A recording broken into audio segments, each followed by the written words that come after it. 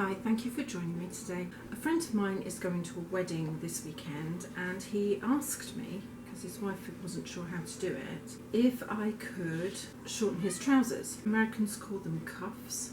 In England we call them turnups. So I will be showing you how to shorten a pair of trousers that have turnups. So let's get on with it. The first thing I did was measure how long he needed the trousers, and now I'm going to nip out the stitching here, if I can see it. It doesn't really matter, it's all coming off anyway, but that's beside the point. You might only need to take it up 1/2 inch, so you don't want to be cutting anything you don't want to. You can lengthen these as well. They're just a little bit awkward to lengthen because you've only got a small hem. If you were to lengthen them, you'd only have about 1/2 inch, and then you'd have to put tape on the back and use the extra fabric from there, so you've got to be really careful and maybe not even put as deep a turn up on them as they already have. So I've got 1.5 inches. You can go down to 1.25 inches, but you don't want to go any lower than that if you can help it, because it starts to look a bit skimpy. So I need 3 inches for the turning, so that would be like that, and 2 inches in the hem. If I say 5 inches, that would be to there, which means I'm cutting, let's put that pin there, like that. I'm going to cut 3¼ inches off the bottom of each trouser leg. So I've undone either side, transferred the information onto my gauge, so that makes it a lot easier. I'm lightly going to press that out as best I can, and again on this side. It doesn't have to be perfect because I'm going to be cutting it off, I just want it to be even. Once I've done that and straightened the leg out, you'll see that the inside leg goes up slightly compared to the outside leg, which means I'm going to make my initial cut in here and then separate the 2 layers, running the bottom of the gauge across the bottom here all the way across. I'll do both sides separately because I don't want to mess up on anything. Separate your seams, you don't want to cut through the wrong part. I'll do that all the way around the base of here. Now I'll make my way across the second side. I have a kitten playing with the bottom of the camera, which is not helping. I will repeat this on the other leg, so I've got 2 matching legs. And to initially iron up 1 inch first, because if you keep things down to basics, it's a lot easier. So I'm just going to roll up the first inch all the way around like this, and I'll press that as I go. You could do it a little bit less if you wanted to, and I don't have my iron terribly hot, so for me to line that up and press along in increments won't burn anything. I don't like doing it, but I often do it when I first start pressing. Now, something I did see, which I've not come across before, it seems to be like I don't know, it's like a rubbery feeling actually down here and here where the pressed trouser leg is. I've not come across that before, but it will certainly keep everything in line. So I'm going to measure there. It's dark fabric on dark fabric, so I'm having a little bit of trouble. I'm having to be very cautious. I was wondering about the history of turned up trousers, and I remember going to a funeral. It was my grandmother's funeral actually, and my grandfather was there with his suit that he'd bought. I think it was before the Second World War, and I really can't remember now how the discussion went, but I know that my cousins had recently purchased their suits and they were very impressed with my grandfather because he had turn-ups on his suit, and they had just, as I say, just purchased new suits, the rage at the time, which all had turn-ups, and they comment on how trendy he was, and he informed them he'd had the suit for a very long time, and to always keep good suits because the trends will change, but they'll also stay the same. And he's right, because the double-breasted suit will come around again, the single-breasted, the turned-up trouser legs,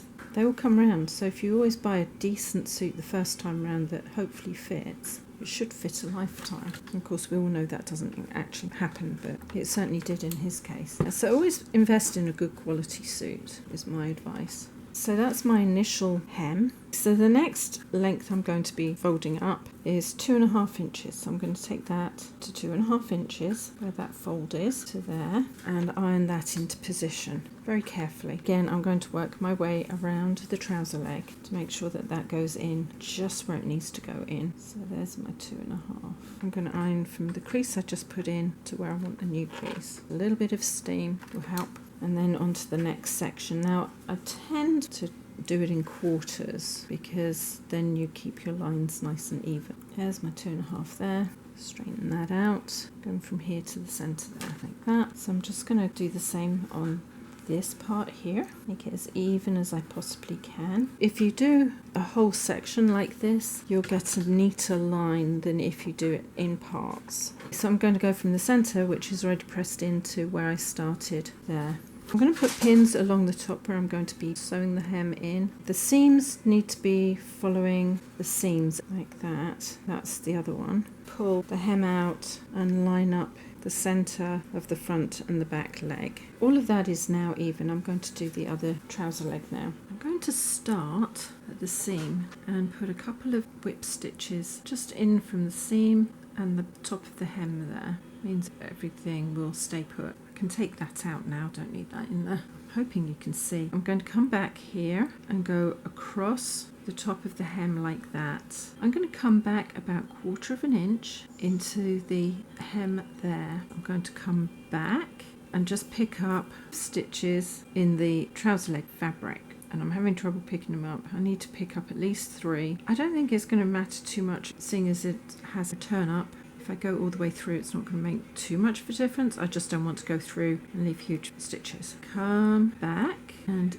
in, just into the hem there and forward. Each stitch has to go far enough back and then almost touch where you went in on the opposite side before. So I went in here and my 3rd stitch is just about there. Pull that through, straighten everything out and then come back. You want the stitch in the hem to be at least 1/8 in from the top edge. If you put the stitch any higher, say into the fold of the hem, you'll find that it rolls. It just doesn't sit properly. Keep this equidistant. Don't let the hem creep up the trouser leg because you don't want to have a wonky hem. Apart from that, it's quite a simple stitch. I find it therapeutic on a frustrating day just to sit and do hand sewing. Pull the stitches tight enough to hold, but don't pull them too tight that they start pulling up on the front. You don't want somebody catching their toe in the hem and pulling the whole hem down, so you don't want it too loose either. It has to be just perfect. I'm going to work my way around here until I get to the other side. In fact, I don't think my stitches are very even, to be honest with you. I can't see, but they'll be even enough for the job. And to be honest, I've seen some really horrendous machine sewing on hems, so I'm not going to worry about it. These are quite broad trouser legs, so it takes me a bit longer to get around them. The longer your set of stitches is,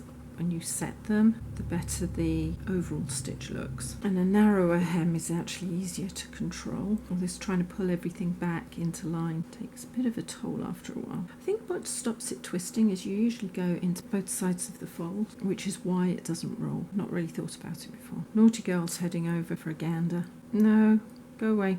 I don't want her getting hurt. She's so inquisitive still. I'm going to make my way into the end of the first side. I've managed to line up the fold here, but there's a little bit extra fabric in the leg. So as I sew it in, I'm going to just push a little bit of fabric up into my set of stitches. I'm creating a little bit of a wrinkle here because I don't want to have a huge amount of fabric in just that corner. The reason is the shaping of the trouser leg goes out from the hem as it tapers to cover your thigh. And so when you take off quite a long chunk of fabric, you'll notice that you're going into that tapering and you have to adjust your sewing a little bit to accommodate it. Just be aware that you're going to have to do that. And if it's little increments, it won't be so noticeable. Hopefully it'll look nice and even on the front when it's finished. It just doesn't look very much at the moment. You could mess and start taking chunks out of the side of the trouser leg, but it's really not worth the effort. You can make more of a problem for yourself by doing things like that than just getting on and sewing it and adjusting it. And the worst of it's going to go into the bottom of the turn up, so it shouldn't be something that's noticeable. And turn up trousers often rest on the top of your shoes, which means that there'll be a bit of bulky fabric there anyway. That also hides any problems. As long as it's evenly put in, that's all that matters. I'm coming into where the side seam is here, and like I did when I started, I'm just going to put a few whip stitches in to the side seam and the hem to hold it, and then I can cast off, and I'll start the second side exactly the way I have just done this length. Now I keep my two lengths of stitching separate. I always start up and cast off with one length on each side, so if the hem comes down at any point, it's only half the hem that comes down. Turn it over. So it looks worse than it really is, and it's really only because where the hem is, it's a lot narrower than where the hem is going to. So let's see.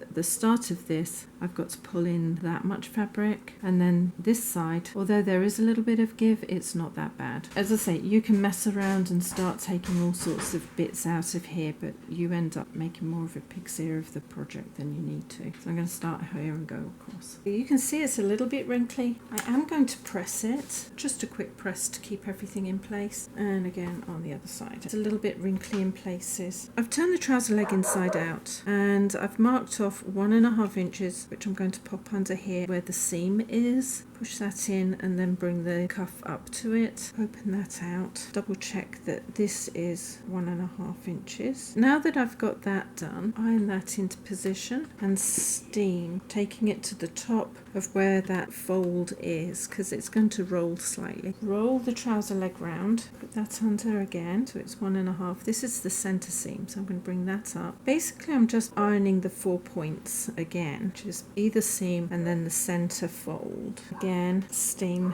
into position. I'm going to come here to the side seam, push that down into where the fold is going to be, then up, and again pull the center fold out and iron into position and steam it. Really important to make sure that that is well and truly steamed into place, because that has to hold. I'm going to put a pin on either side seam like that, so that one and here, and then I'm going to do the other trouser leg. I think that's going to hold. The ruffling underneath is not going to show, it's all hidden because of the way the cuff goes. I'm pleased with that. Now I'm going to do the other leg. So again, put the gauge in and fold that hem right up to that 1.5 inches. I'm going to steam the bottom of that in place. I think I might need a bit more water. The next part is to come up just above the hem and through the stitching of the seam and through the stitching of the seam on the cuff, like that. Put your stitch back through and you go 3 or 4 times in the same spot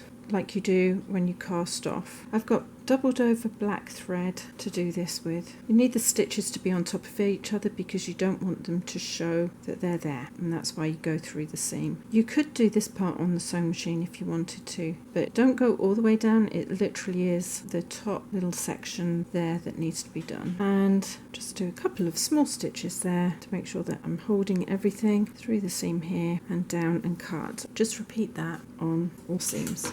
All that remains to be done, line up the fold at the front of the trousers there like that, for the back. Steam that into position. There's already a fold going down, so it should be nice and easy to reline. Unless it's actually lined up, it's not going to work very well. And the same on the inside leg there. You can see a little bit of rippling, but because of the way the trouser leg usually rucks up on the front of shoes, that won't be very noticeable at all. It's a lot better if you're only going to be taking up, say, 1/2 inch. It's a bind because it's only a small amount. They always turn out better than if you've got to take a chunk off. Thank you for joining me today. I think my friend is going to be pleased with these. I know it still looks a little bit wrinkly, but the only way you can avoid that is by tapering the trouser legs down and really messing with it. But I think for what he wants it for, the fact he's going to be wearing shoes that's going to catch that up, it's not going to be that noticeable. If you'd like to hear more from me, please subscribe, hit the bell button, and a few thumbs up would be brilliant.